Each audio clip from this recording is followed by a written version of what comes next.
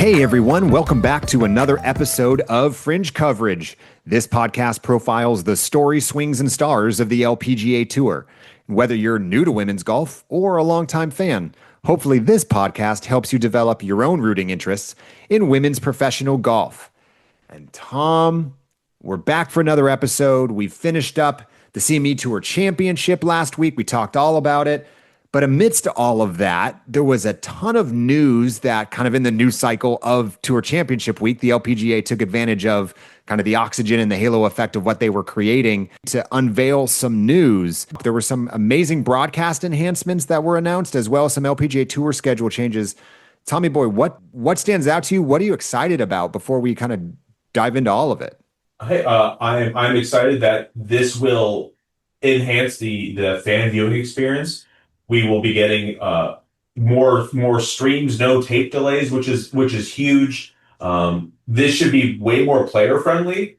Hopefully, we don't see any players dropping out because of rest issues or injury concerns, and just a much more cohesive flow to the schedule. And I'm looking forward to breaking it down with you. For sure, man. I think everyone knows that asking for change is a heck of a lot easier than instituting change. And especially with new leadership, I expected change to get delayed, candidly, hey, new leadership's got to come in. I'm talking about Commissioner Craig Kessler, and I assume quite a few changes at the executive level.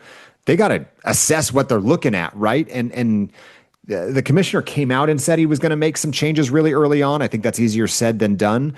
I am very surprised at the magnitude of changes they have made. He came on board in July. I'm cautious is always going to be the word I use, but cautiously optimistic of this feels real. This feels different. This doesn't feel like a glorified press release that there's really not any changes happening. So let's get right into it. There's two main pieces that came out last week during the CME Tour Championship. The first of which, the enhancements to the broadcast deal. So thanks to some amazing partners, namely FM, who sponsors the FM Championship. So they were always just a tournament sponsor. That was an independent sponsorship with the tournament organizers. They are now an official partner of the LPGA, and through their LPGA partnership are providing some significant resources along with Golf Channel and TrackMan. All 2026 rounds in North America will be broadcast live. Let me double click on that. Live on either Golf Channel, CNBC. No streaming, no tape delays. This means that all 4 rounds of every tournament will be accessible. It doesn't mean every minute of every round. It means there will be a viewing window, likely, on Saturday, Sunday, where the final groups are coming through. But there will be live coverage, and this is a first in the LPGA's history. On top of that, there will be 50% more cameras on site on the golf course, 3 times the amount of microphones, more drone coverage. They're going to focus on in-round interviews a lot more. So they refer to it as a walk and talk, where a roaming announcer will walk alongside a player kind of mid-hole and ask them how's it going, and that's been well received on the PGA side, and maybe even caddies. And then thanks to TrackMan, for those of you not familiar with TrackMan, they are a golf equipment manufacturer that primarily focuses on the technology of being able to track ball flight and see where it's landing. And they have some in-broadcast features that allows you to see kind of like a shot tracer of where it's going. They are quadrupling the number of shot tracers on in the broadcast for the women's game, meaning a lot more in-broadcast data, which, if you've listened to this podcast, it's a much maligned topic here of I rant about it a lot. There's a lack of stats. This is going to help that a lot, certainly in broadcast. So huge shout out to the LPGA, to FM, to TrackMan, to Golf Channel. Look, do I like that there's still going to be golf on CNBC? No, but it's better than no golf. So I do think it's in the right direction. Just for clarity, there is still existing programming with CBS and NBC for other signature events. There was times this year that ESPN Plus came in and did feature group coverage. They actually did it last week during the CME Group Tour Championship. Those things don't go away. This is all on top of. So they're ensuring that all the golf is going to be broadcast, and they're doing it with a lot of bells and whistles that should enhance the broadcast. So, Tom, a lot to unpack there. Are there certain elements of that that stand out the most to you that are going to be the most additive to the broadcast? I think the 50% more cameras and microphones, no brainers. I think that'll help track more players and just bring more people on screen. So that's definitely additive. I love watching the TrackMan and the shot tracers, just to Yeah. see how the apex of somebody's shot or the length of the drive. I think that's invaluable. I do enjoy the in-round interviews. I'm not the drones. I mean, I guess maybe I need to pay more attention to that. That's not too important to me, but I do really enjoy when we get to learn more about the players. So if you do give me a walk and talk, even with a caddy, I mean, just to have that kind of insight during a round of golf, you Yeah. know, as long as they're actually willing to say something and it's not just like the cookie cutter thing that you get from, NFL coaches at halftime, if they're actually willing to say how, you just made a bogey on that when you should have, Mm. sunk it for par. How is that going to change your round? Now, I don't know if that's going to be very well received by the players, Mhm. but maybe later on, after they're a little bit more used to the walk and talks, that might be something that they'd be more willing to open up about. But baby steps. So I'll take it for now. When I think a couple takeaways from what you just said. First off, I think it shows what different people are looking for different things in a broadcast, which is why this is such a large announcement. Is they're covering a lot of different things.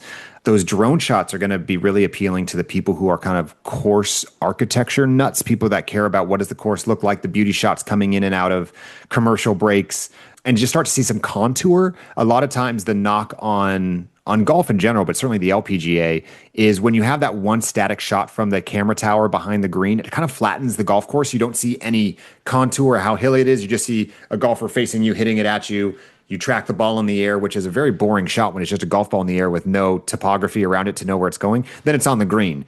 The idea now is we're going to have roaming cameras. We're going to have them following. And not only walk and talks, when it comes to those microphones, it also means just picking up organic player caddy discussions that are happening of, man, I've got 200 yards in, but the wind's in off the left. I'm kind of in between clubs. Like that's the fascinating thing to me is I want to pick up on how do they approach decision making together and does it get heated?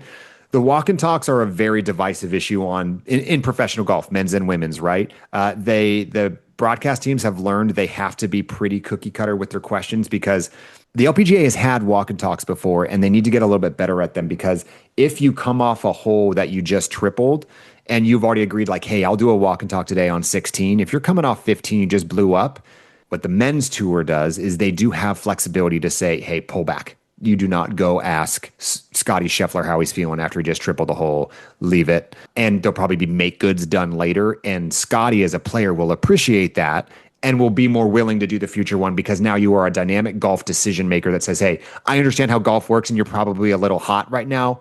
I'll leave you be.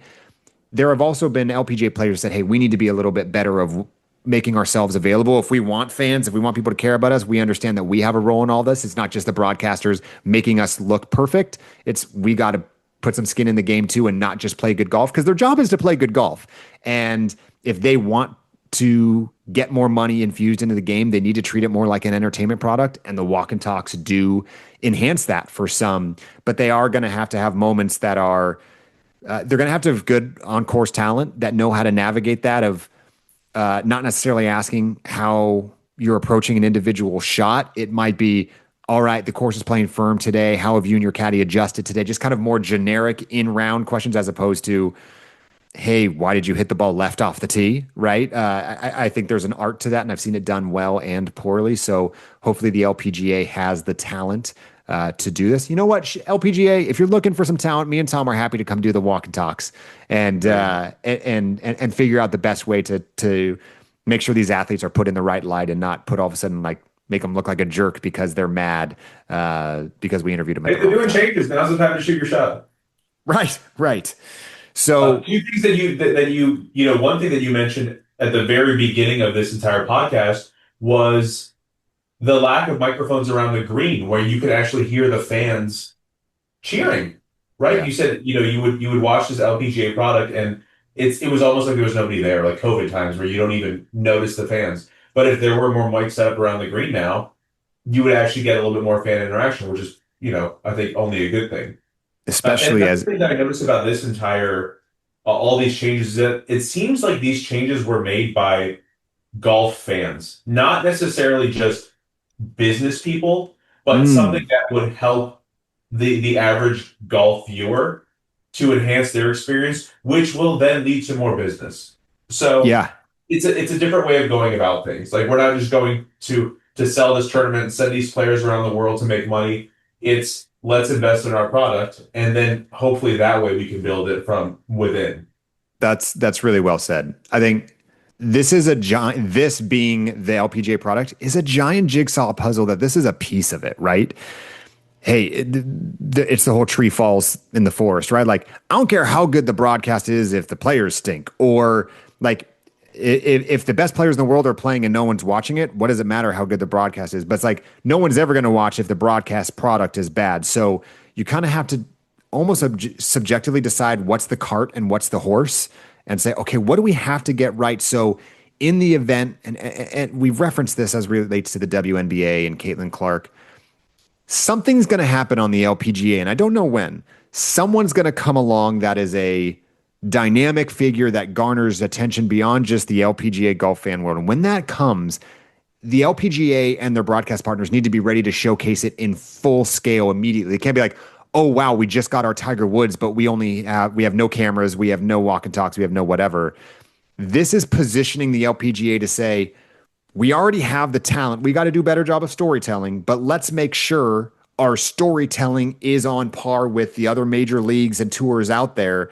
So when that opportunity strikes, when Grace Kim steals the Evian and has one of the most miraculous golf finishes ever, we're ready to do something with it. And that's the broadcast. Then you go into the what are you doing on social media to make sure that this gets out there? You sent me a tweet the other day, Tom, of someone was tweeting at LeBron James about, hey, how do you like this? Because they know he's a fan now. It was the LPGA Tour. Exactly. Right. And this happened a couple episodes ago where I said, hey, Nelly and LeBron had this back and forth. I wish Nelly had done more.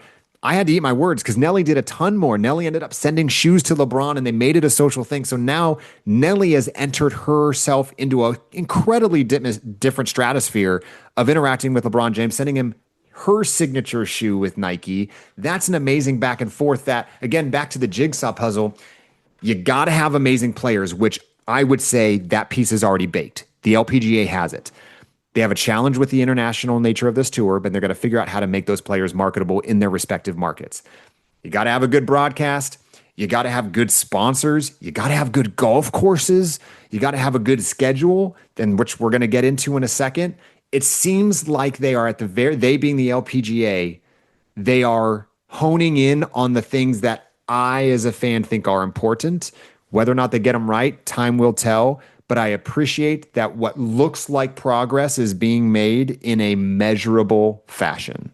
If you want to get, rose-colored glasses about this and really think about it like on a macro level, you know, having a good product like this will even bring in more players, right? Totally. These young girls will look and say like, there's an LPGA on CBS all over the place. This might be something that I want to pursue.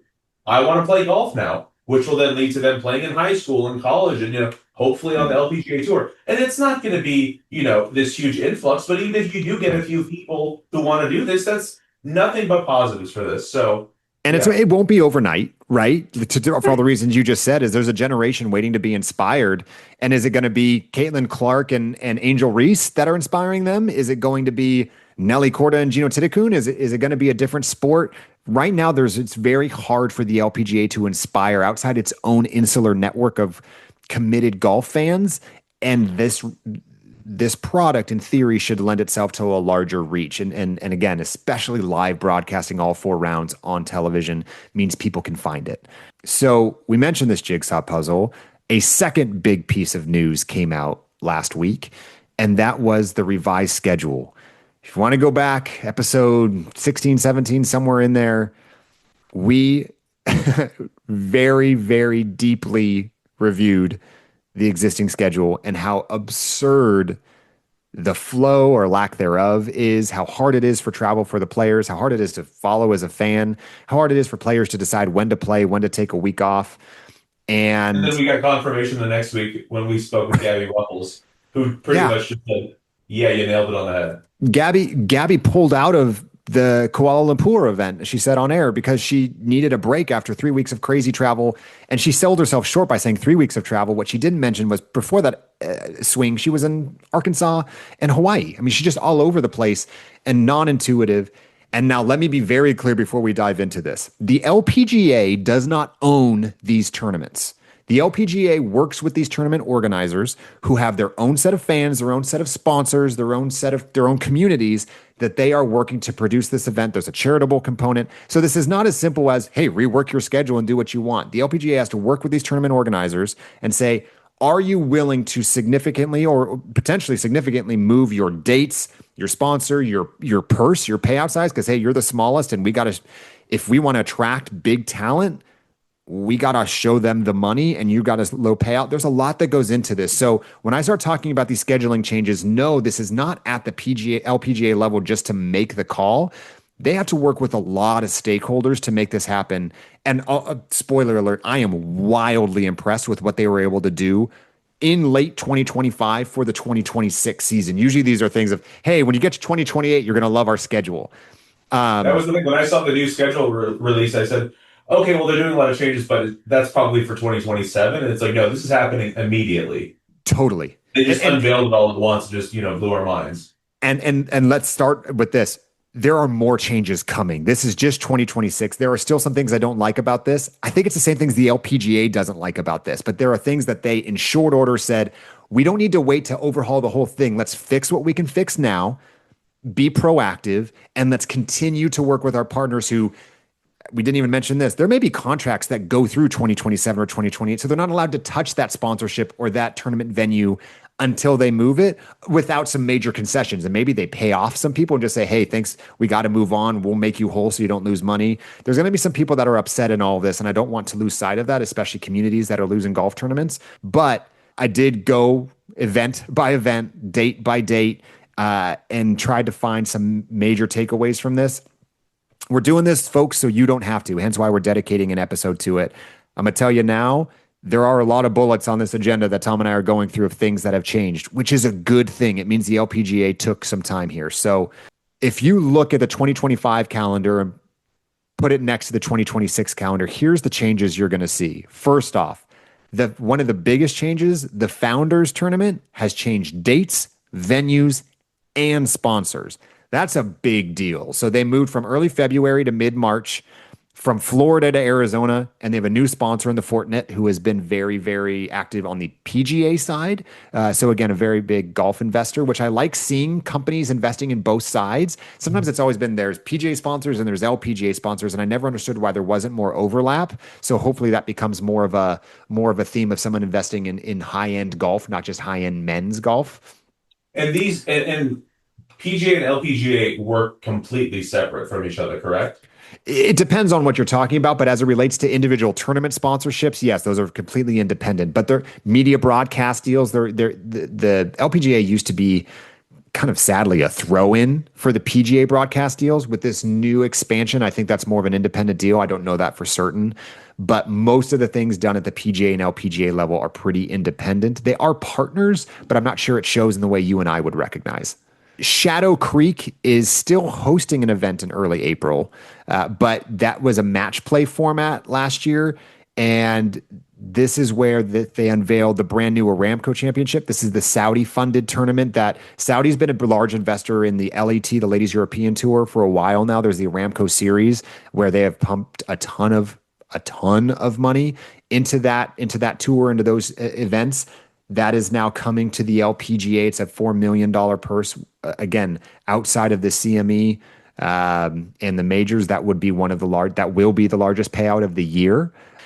I think one of the things that stands out the most is there is an intuitive West Coast swing if you look at the calendar now. So they now go from Phoenix to Vegas to LA. It's just very natural. They're not making them ping pong around the country as much as they were. So as you mentioned Gabby Ruffles earlier, Gabby, a West Coast based girl, is going to say, how do I now maximize the West Coast swing? She's going to have way more opportunities to do it without having to make random jaunts to Florida or New Jersey or wherever else. And again, this happened because tournaments were willing to move weeks. And remember, there's other sports going on at this time. So it's when are you willing to go up against the Super Bowl week, or when are you willing to go up against March Madness? Those things come into play, and we're not going to get to that level of depth today. But know that it's not just where do you peg out in the LPGA calendar. It's I want a week where there's no other sports I'm competing with because it maximizes the opportunity I get for eyeballs. So each of these independent tournament organizers have to look out for themselves, but the LPGA has to look at it at a macro level, right? And say, okay, guys, I understand you all want the best, but if you're not going to get any eyeballs if we don't, if the LPGA, this isn't all boats rise kind of thing, we're going to need everyone's buy-in here. And it looks like they've made some progress.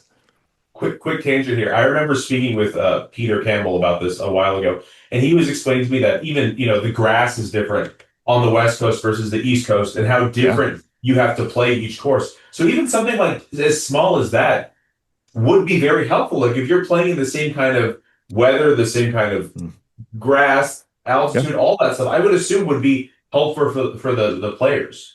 Yeah, it is like whether it's Poana, whether it's Bermuda, like there's very, very different grasses that, especially in the short game, certain skill sets will shine. So I do think that, as you get to a West Coast, there will be some commonality there in the grass and you're not jumping as much week to week. But look, I mean, you could go to the East Coast and have some West Coast grasses. Like there is some overlap there, but that is going to matter for sure. When I went to go play in Wisconsin, I said, Peter, what do I need to know about that when I played? He goes, what do you need to know? You don't need to worry. Nothing. Yeah. So Yeah, yeah. Your game travels regardless of where you're going, and I don't that's a necessarily mean way from. better way of saying it. Yeah, my game travels. Yeah. Really big news from a venue perspective. The Chevron, the first major of the year, has been at the Woodlands here for a few years now. This was the big move when it was in Palm Desert near you and I out here in California. When that finally moved, it moved because of Chevron. Chevron was pumping big money in, and they came in at a time that it was needed most. But they're a Texas-based company. They were very big on it going not only to Texas but to the Woodlands. It was announced last week that they are moving to Memorial Park. Memorial Park is a PGA Tour venue as well. So again, they're getting really good courses.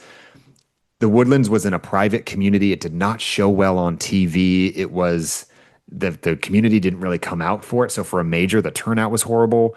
I am shocked at this one. I thought they were pretty locked into the Woodlands just because of their commitment to Chevron. Somebody did some heavy lifting to convince Chevron to move it out of there. Huge kudos to whoever made that happen, because this, not only is it leaving a course that wasn't putting the LPGA in the best light, they're moving to one that is a big time golf course that is hosting PGA Tour venues and has proven itself as a tournament venue. So really like that one. Same dates. The Black Desert Championship in Utah is one of the few casualties of this. That tournament in Utah is now gone. Mexico, the Mayakoba tournament moves up 3 weeks to late April. Again, this is kind of getting into the nitty gritty here.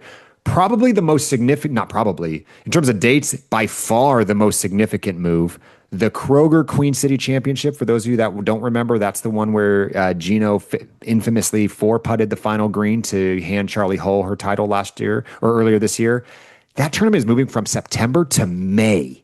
That is massive. That is seed time back to grass. Some people in their offseason, they do overseed. They do all sorts of things to protect the grass of their golf courses. For this tournament to move from September to May is incredible. The reason it's happening is because it really creates a much better flow geographically for where they need to go throughout the rest of the LPGA season. But huge shout out to the tournament organizers at Kroger, certainly the sponsor themselves. That's a big, big deal that I don't know how hard it was to get them to move, but I imagine it wasn't the simplest thing because that's something that's been a staple in their community. Good on them for that. A couple other notes. The ShopRite tournament, the U.S. Open, swapped weeks, kind of the end of May, beginning of June. The Dow, that's the team event where Gino, I always joke about Gino and Ronnie Yin teaming up as Jin and Ronick. That event moved up 2 weeks for a nice Michigan, Minnesota swing. Again, as opposed to going to Michigan, New Jersey, Michigan, it's very natural now. Reminder, this is a Solheim Cup year, so there'll be a break for that. That happens every other year. Similarly, this is not an International Crown year. That's every other year, rotating with the Solheim Cup years on and off. Walmart, the Arkansas event that got rained out, that moved a week later. Couple new courses or tournaments that will have new courses: Toto Japan, Buick LPGA Shanghai, the Canadian Open, the CPKC, Mizuho is leaving Liberty National. I was shocked to hear that. I didn't know if that was already news, but they're going to Mountain Ridge Country Club. And then the Founders I mentioned is moving from Bradenton, Florida to Chandler, Arizona. Not an insignificant move there. Again, that's pretty much tied to title sponsorship. What maybe everyone cares about are the major venues. I talked about how important courses are. Chevron, we already mentioned, moving to Memorial Park. U.S. Women's Open, by far the thing you and I are the most excited about, going to Riviera in Pacific Get Palisades. that couch ready, Mark. I'm coming over. I cannot wait, man. We got to get ourselves there in LA. The KPMG Women's PGA is at Hazeltine, another very, very famous venue, both major and Ryder Cup venue. So that will be very good for the women to be able to be on display there. The Evian is once again in France at that course, and the AIG Women's Open, their Women's British Open, is at Royal Lytham in St. Anne's this year. Another PGA tournament. That's on the PGA British Open Rota, so that's a big deal to go to that course. Again, back to all of those jigsaw puzzle pieces, courses are going to matter, and these 2026 majors are very good. And then lastly, the thing I mentioned that also matters with these tournaments are the purses. 12 tournaments increased their tournament purse overall. And within that, a couple notes. The HSBC out in Asia went from 2.4 to $3 million, $600,000 payout increase. The Founders goes from 2 to 3 million, $1 million increase. And the Buick LPGA Shanghai also $1 million increase from 2.2 to $3.2 million total purse. So good on them for elevating their own events and making it harder for players to say no to their Asian swing events. I think that's a huge piece. 15 plus events are expected to have minimum payouts to all athletes in the field. Again, if you're in the field, whether you make the cut or not, you're going to get expenses paid, a minimum payout. And then 20 tournaments announced they're going to have an enhanced player experience with benefits of hotel, flight, and or transportation. So again, beyond just payouts, there's going to be stipends and things like that that cover that. So you got to take care of your players. You got to take care of your fans. Got to take care of your sponsors. There's a lot in there, but a big week nonetheless. There were some other things about partnerships that were being announced in Japan to air more tournament that we won't get into today. But good on the LPGA for making these changes. I hope it is what it looks like. Any other takeaways, Tom? Yeah, you always hope with a new regime, with this, with politics, whatever. Like you hear all these promises and we're going to make things better and all. It looks like they're putting their money where their mouth is. They are making the changes and right off the jump too, right? So that's very a positive. I'm very positive about this. The outlook is sunny, and I'm hoping that they'll keep things rolling. Like my hope is, January, February, when we actually get to see the fruits of this, and I'm sure they'll get better as the season goes on with all these new resources and assets to deploy. My hope is we're on a weekly pod and we're like, man, how sick was that drone shot? Or how sick was it when she was coming in on 18 that we got this new angle or the way they use TrackMan? I hope it's something that we're talking about. It doesn't have to be something we're talking about. It might just be something like, hey, it was needed and additive, but it's not necessarily like a specific noteworthy thing. Hopefully you and I do our part to continue to point those things out that when they do make improvements, because again, ultimately we just want a really good product to be able to talk about and make it easily accessed. And it seems like the LPGA checked a couple of those boxes with these announcements last week. So with that, Tom, I think it's that time. Absolutely. And one thing to mention, even though the season has wrapped up, you and I will still be releasing episodes.